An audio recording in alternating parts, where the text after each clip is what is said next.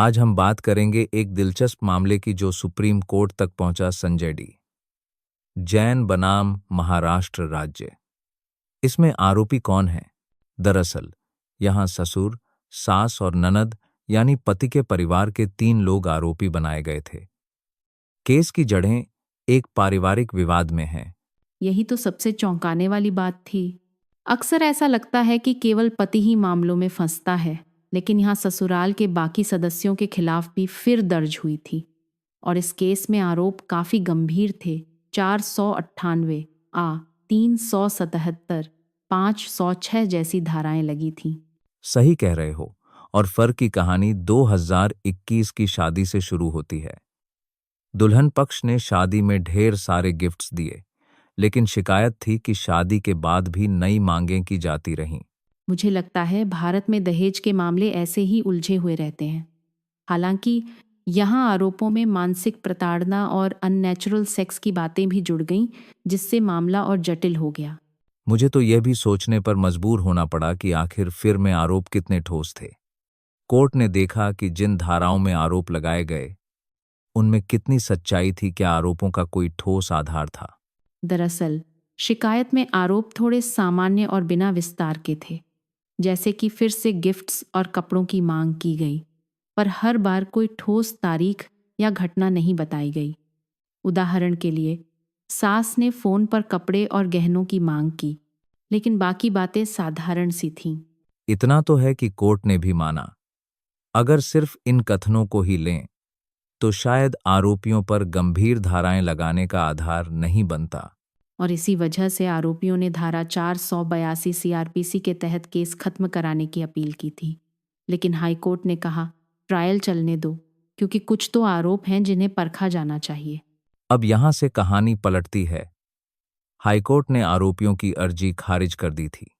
उनके मुताबिक शिकायत में आरोप तो थे, इसलिए सीधा केस बंद नहीं किया जा सकता था।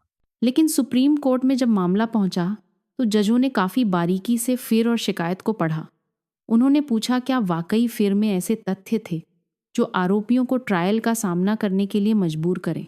यही नहीं, कोर्ट ने यह भी देखा कि 377 और 506 वाली धाराएं असल में सिर्फ पति के खिलाफ थीं, न कि बाकी परिवार के।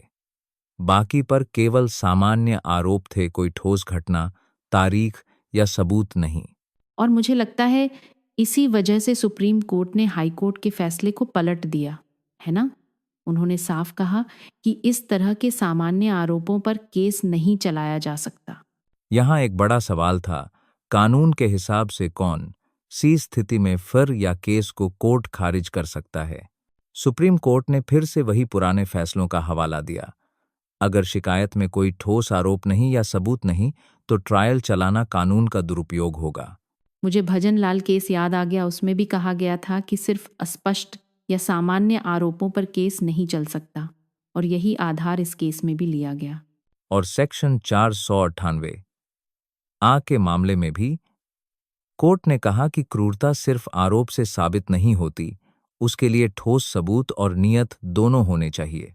यही वजह रही कि कोर्ट ने कहा, सिर्फ ये कह देना कि ससुराल वाले गिफ्ट मांग रहे थे काफी नहीं है।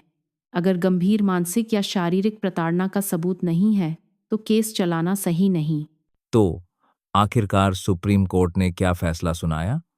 उन्होंने ससुर, सास और ननद के खिलाफ केस पूरी तरह से खारिज कर दिया, फिर और चार्जशीट दोनों क्वैश कर दी गईं।